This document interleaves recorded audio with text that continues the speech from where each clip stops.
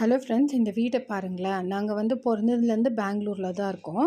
So ஒரு ஏரியாவில் வந்து ரெண்டடில் தான் இருக்கோங்க ஃப்ரெண்ட்ஸ். ரெண்ட் கட்ட முடியல. ஸோ ரொம்ப கஷ்டப்பட்டு லோன் எடுத்து ஒரு வீடு லீஸுக்கு போட்டோங்க ஃப்ரெண்ட்ஸ். புரோக்கருங்க மூலியமாக தான் போனோங்க ஃப்ரெண்ட்ஸ். அதுதான் நாங்கள் பண்ண பெரிய தப்பு. ஸோ என்ன ஆயிடுச்சுன்னா, அந்த வீட்டில் வந்து எங்களுக்கு சமாதானமே இல்லைங்க ஃப்ரெண்ட்ஸ்.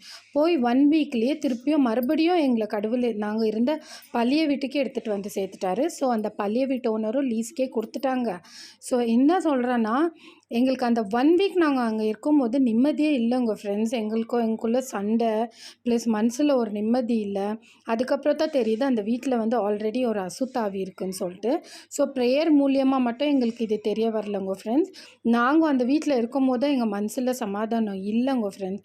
ஸோ நான் உங்களுக்கு என்ன சொல்கிறேன்னா, நீங்கள் ஒரு வீடுக்கு ரெண்ட்டுக்கோ இல்லை எதுக்கோ ஒரு புது வீடு பார்க்க போனீங்கன்னா, அந்த வீட்டை பற்றி முன்னாடியே நல்லா விசாரிச்சுக்கோங்க ஃப்ரெண்ட்ஸ்.